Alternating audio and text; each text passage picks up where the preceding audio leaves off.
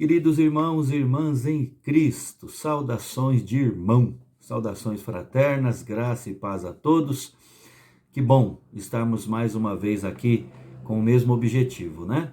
De aprendermos do Senhor e derramarmos a nossa alma diante dele em oração. Irmãos, ontem no início da devocional, nós utilizamos alguns minutos para dar alguns avisos importantes, algumas recomendações, e isso nos impossibilitou de citar uma das fontes desta nova série de estudos, que é o livro A Vida na Casa do Pai, lançado já há alguns anos pela editora da IPB, a Cultura Cristã. Então vale a pena a leitura, vale a pena o estudo, e é o que nós estamos fazendo aqui nesta nova série de estudos, ok? A Vida na Casa do Pai.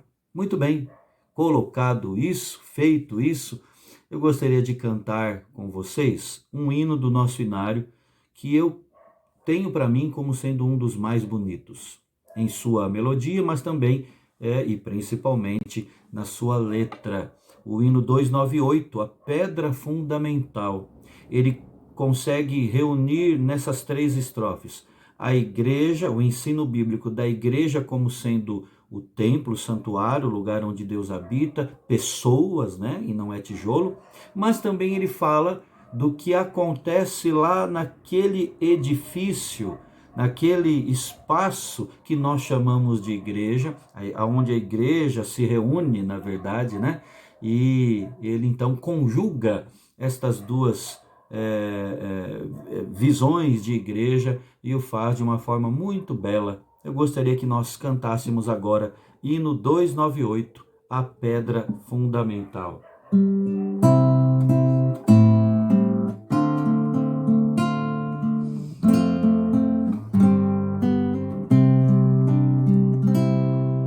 Da igreja o fundamento é Cristo Salvador, em seu poder descansa e é forte em seu amor, pois nele alicerçada, segura e firme está, e sobre a rocha eterna jamais se abalará. A pedra preciosa que Deus predestinou sustenta pedras vivas que a graça trabalhou. E quando o monumento surgir em plena luz, a glória do edifício será do Rei Jesus.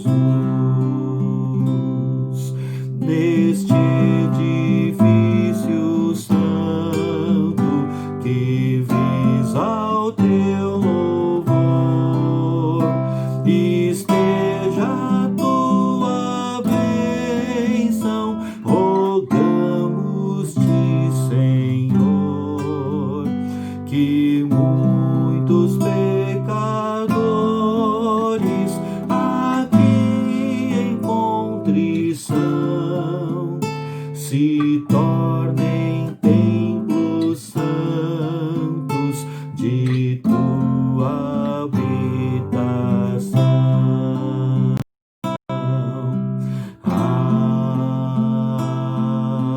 Amém. Amém. Vamos orar. Querido Deus, que gloriosa verdade que nós celebramos, ó Deus, nesta hora ao cantar esse hino. Que nós, ó Deus, por tua graça já fomos feitos templos santos da tua habitação. E que muitos outros pecadores como nós também, ó Deus, serão transformados em santuário do Senhor, lugar onde o Senhor habita.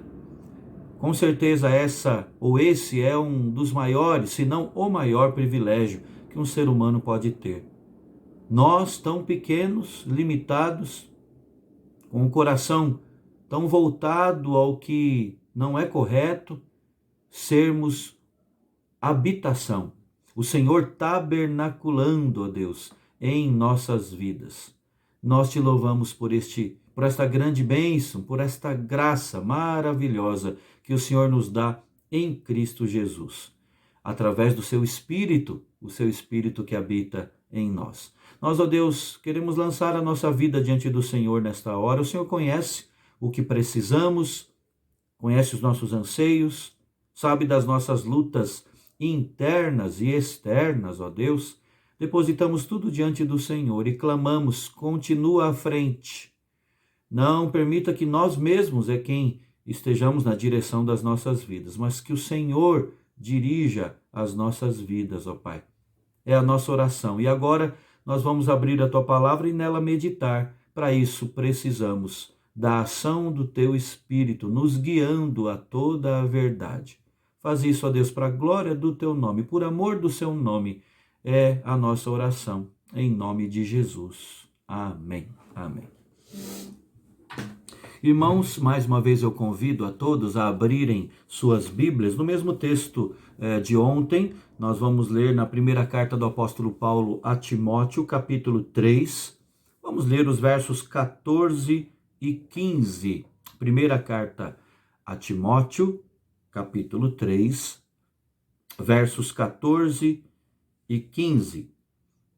O texto sagrado nos diz assim: escrevo-te estas coisas, esperando ir ver-te em breve, para que, se eu tardar, fique ciente de como se deve proceder na casa de Deus, que é a igreja do Deus vivo, coluna e baluarte da verdade. Irmãos, o povo de Deus é um povo que transpira teologia. E eu vou explicar isso logo mais. Tanto é que Paulo aqui estava escrevendo, dizendo assim a Timóteo: olha, eu quero estar com você aí muito em breve, presencialmente, mas se eu tardar, se demorar essa minha ida, que você fique ciente de uma coisa. E é aí que ele destila, que ele transborda a teologia, não é? Porque ele diz, fique ciente de como se deve proceder na casa de Deus, que é a igreja do Deus vivo, coluna e baluarte da verdade. Desde ontem, iniciando essa nova série de estudos com o tema desigrejado, nem pensar. Nós, desde ontem, estamos analisando o que é igreja. E vimos, para quem acompanhou ontem, quem não acompanhou, pode ir lá no canal da igreja no YouTube e ver, né, e acompanhar e acessar. Nós analisamos que na maioria das vezes em que igreja é citada no Novo Testamento, essa é uma referência a uma igreja local, ou seja, um grupo de cristãos que se reúne num certo local, numa certa localidade, para adorar a Deus, para ser alimentado da palavra do Senhor e para ser, assim, munido de recursos para que no dia a dia represente o Senhor Jesus e leve o Evangelho. E nós, irmãos, já vimos que o apóstolo Paulo, nestes versos curtos, como eu falei há pouco, ele fez teologia, porque ele destrinchou com alguns termos, com algumas expressões, o que significa igreja. A primeira coisa que ele diz a referência que ele faz é da casa de Deus, que é a igreja do Deus vivo. Ou seja, a igreja sendo a casa, oikos no grego, que é o lugar de habitação, não é? O lugar, o próprio Deus habitando entre o seu povo, com o seu povo, no seu povo. E terminamos ontem falando, então, que se nós queremos estar onde Deus está, obviamente precisamos estar na sua igreja, precisamos estar envolvidos com a sua igreja, é ali que ele habita. E uma implicação disso, também feita ontem, é que o modo como nós nos relacionamos com Deus depende muito do modo como nos relacionamos com a igreja. Então, passa pela igreja o nosso relacionamento com Deus. Ninguém pode ter uma carreira cristã, uma carreira solo, né? Porque fomos chamados para ser o rebanho de Deus. Um só rebanho, um só pastor. Muito bem, mas Paulo usou nesses versos que lemos da carta a Timóteo, alguns outros termos, não é? Algumas outras expressões para se referir à igreja. E ele usou, além da palavra casa, que como vimos significa habitação, ele usou essa expressão também num outro sentido, ou melhor, deixa eu colocar aqui. Essa palavra, essa expressão casa, oikos no grego, significa lugar de habitação, como uma casa mesmo, mas também traz consigo, transmite também a ideia de afetividade, de vínculos interpessoais, ou seja, traz consigo a ideia de família, sabe? Aquele relacionamento que se constrói no dia a dia, apontando aí para o exercício espiritual da fraternidade, a vivência cristã entre irmãos na fé. Então, um outro sentido da palavra casa de Deus é o sentido de família de Deus. E essa metáfora pode ser contemplada ao lermos tantas passagens bíblicas, né? Por exemplo, ao escrever a carta aos Romanos, o próprio Paulo, que escreve aqui a Timóteo, ele escrevendo aos crentes de Roma, ele afirma que recebemos o espírito de adoção. Olha o contexto de família aqui presente, não é? Recebemos o espírito de adoção e por isso podemos clamar, Abba, Pai. E graças a esse processo de salvação, de libertação espiritual, nós nos tornamos herdeiros de Deus, diz Paulo ali, Romanos capítulo 8. E herdeiros de Deus e co-herdeiros com Cristo. Isso aponta então para o conceito de que a obra de salvação, a obra redentora da Trindade Santa nos permite fazer parte da família de Deus, nos permite chamar Deus de nosso Pai e nos permite, portanto, chamar os outros que estão também no povo de Deus de nossos irmãos, não é? Família de Deus. Muitas vezes nós perdemos de vista, irmãos, esta dimensão, não é? Muitas vezes falta-nos esse olhar, essa ótica, a olharmos para aqueles que estão ali conosco como nossos irmãos. Ou seja, a igreja é a família de Deus. Essa realidade espiritual nos permite compreender que a nossa vida e o exercício da nossa fé na igreja local, onde Deus nos chamou para ali fazer parte, né? Isso só pode ser experimentado graças à paternidade de Deus, a paternidade que Deus exerce sobre nós, né? Essa paternidade que nos uniu a outras pessoas, ou seja, a sua igreja. Então, nós pertencemos à Trindade, isso nos confere um campo enorme de ressignificação dos nossos relacionamentos. O que eu quero dizer com isso?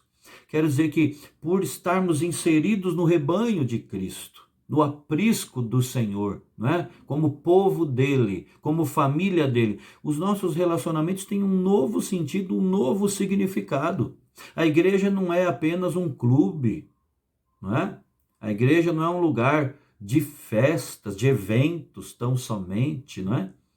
E nem tampouco um hipermercado que a gente vai lá, pega o que nos apetece e sai de lá, enfim, escolhendo apenas aquilo que a gente acha que precisa. Não, a igreja é o lugar em que Deus habita, a igreja é a família de Deus.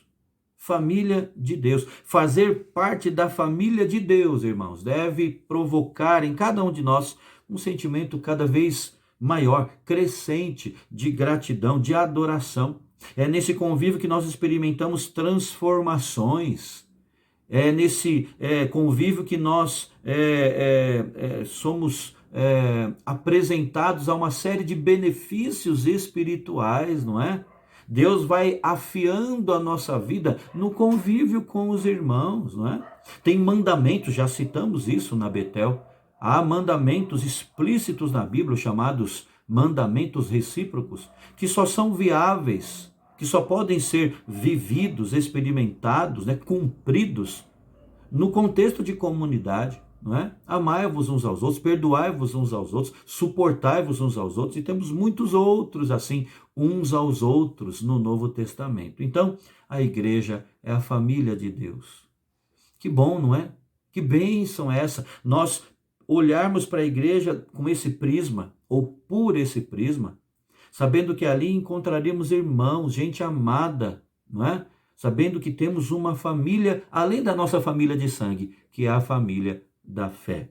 Mas por fim, irmãos, o apóstolo Paulo usa ainda dois termos que se complementam ao falar da igreja do Deus vivo. Ele falou da casa de Deus, que significa, como vimos, lugar de habitação, e família, lugar de relacionamento, de convívio fraterno, né?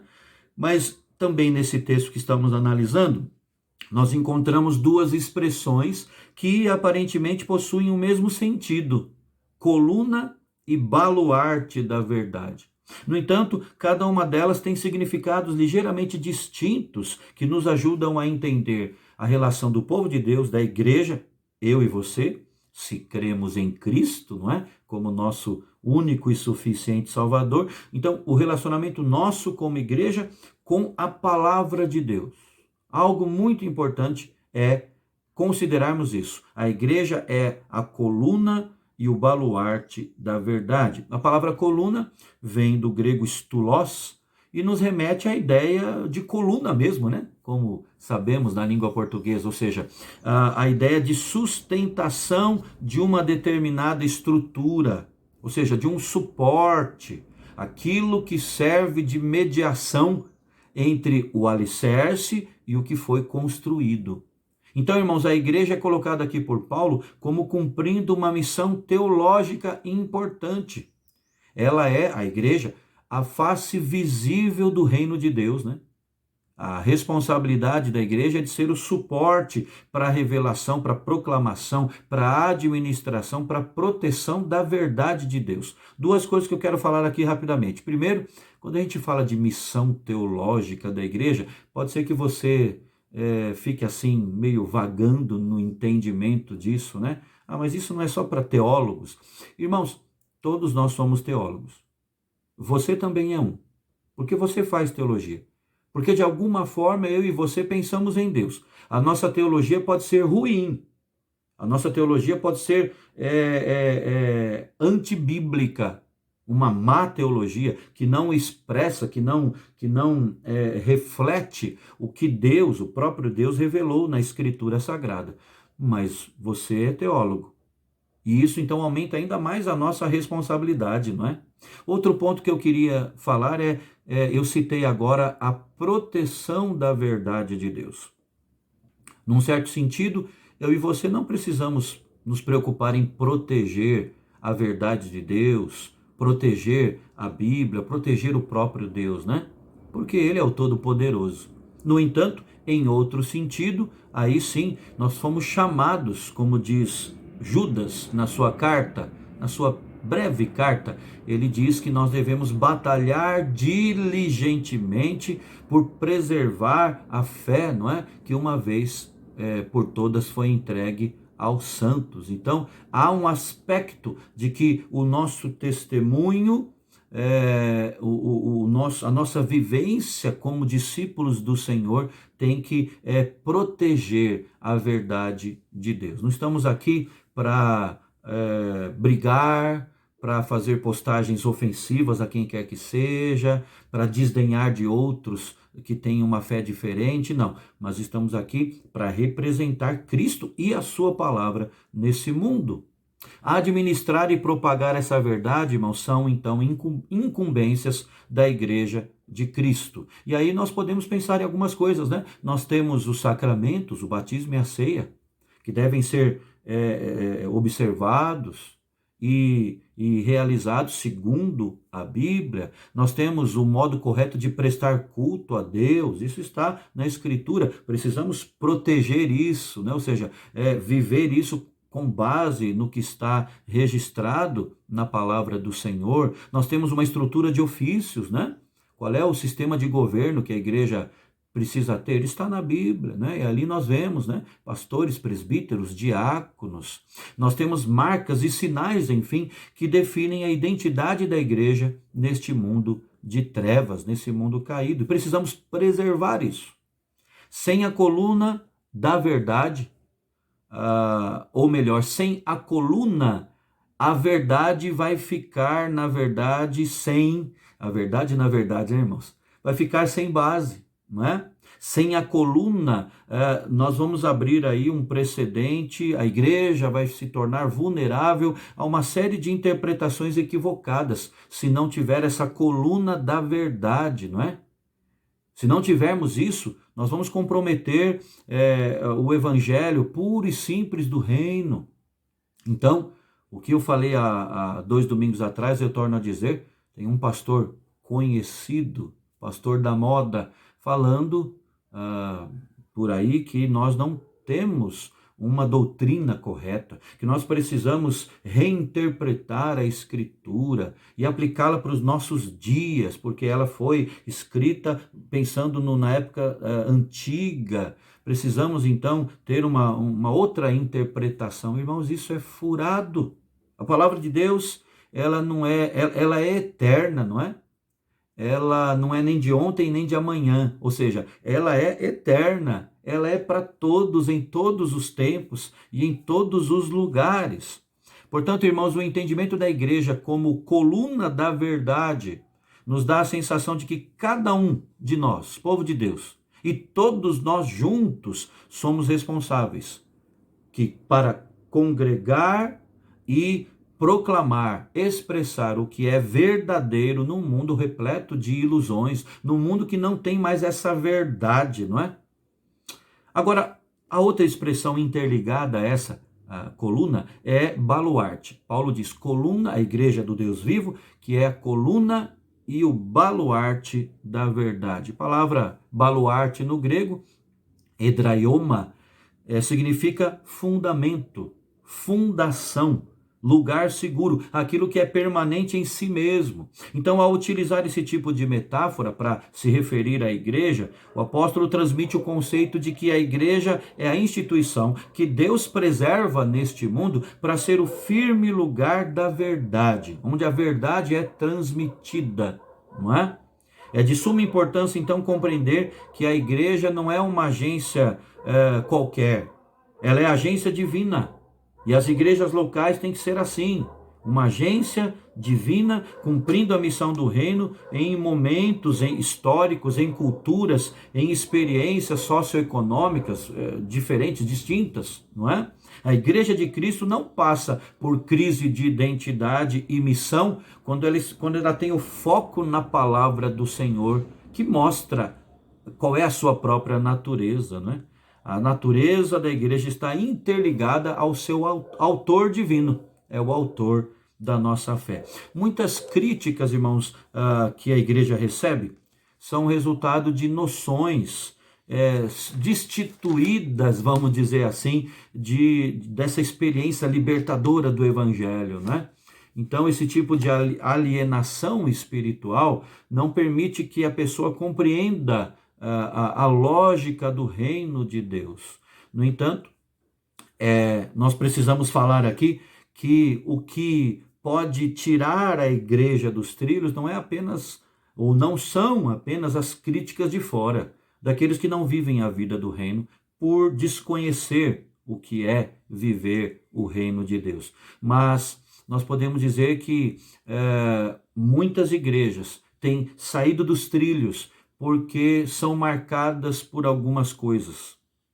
São marcadas pelo comodismo, são marcadas pelo tradicionalismo e são marcadas pela incapacidade de ler o próprio tempo, não é?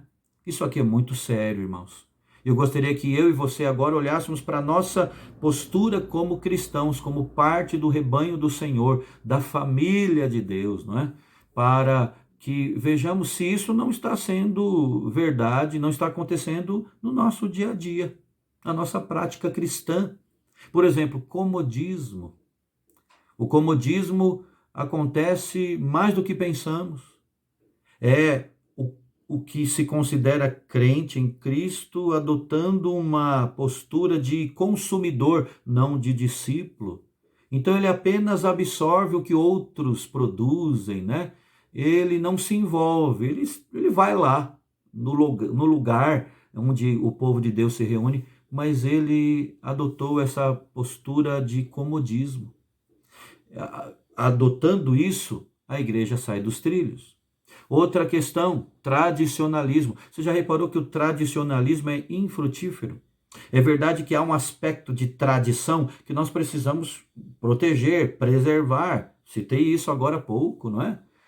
O apóstolo Paulo mesmo chega a dizer aos Tessalonicenses, se não me engano, que eles deviam guardar as tradições que foram repassadas a eles. Então há um sentido de tradição que deve ser preservado, sentido de guardarmos o ensino da palavra, a essência doutrinária, né? Isso não pode ser mudado. No entanto, na nossa prática há muito tradicionalismo, que é deixar de entender. Isso está muito ligado, irmãos, a terceiro ponto aqui que eu citei, a incapacidade de fazer uma leitura do nosso tempo, né, para levar o evangelho. Porque tradicionalismo e essa incapacidade se refere então a eu deixar de enxergar que maneiras de viver e de levar o evangelho de tempos atrás hoje já não tem mais sentido, né? E nós precisamos, então, levar a mesma essência do Evangelho, que é imutável, com uma outra roupagem, não é? Com uma outra roupagem. Veja na sua caminhada com Cristo, se comodismo, analismo e essa incapacidade de ler o próprio tempo, se isso tem consumido a sua vitalidade espiritual. Eu quero terminar dizendo que cada igreja local deve ter essa noção bem clara da sua natureza, da sua origem, do seu propósito, não é? Isso vai dar condições de cumprirmos a nossa missão nesse mundo. E vamos lembrar que a igreja é citada pelo apóstolo Paulo como sendo lugar de habitação, como sendo lugar de relacionamento, lugar de habitação do Deus vivo, como sendo lugar de relacionamentos do povo do Deus vivo e como sendo coluna e baluarte da verdade. A nossa responsabilidade por sermos fiéis ao que aqui foi revelado à Escritura Sagrada. Termino de fato dizendo o seguinte: ame a sua igreja local. Não teme em viver a sua vida com Deus à parte da sua igreja local. Estamos agora a Betel retornando aos cultos presenciais. Aproveite, fique atento, se cadastre para estar ali presente, não é? Porque a comunhão dos irmãos, ela é abençoadora, não é? Ninguém pode servir a Deus sozinho. E se você ainda não pertence a uma igreja local, não é? Se você, agora que tem tido os olhos despertados para essa realidade, para a importância da igreja, é o momento, é o momento. Busque esse contato, estamos à disposição, né? E ame a igreja, dedique-se a ela, ou melhor, dedique-se a Deus através dela. A igreja é imperfeita, porque eu e você somos, mas é a igreja do Deus vivo, casa de Deus, coluna e baluarte da verdade. Deus abençoe a sua vida. Vamos orar agora com a nossa família e assim derramar a nossa alma. Não esqueça de interceder uns pelos outros. Deus abençoe, até o nosso próximo estudo, se assim Deus quiser.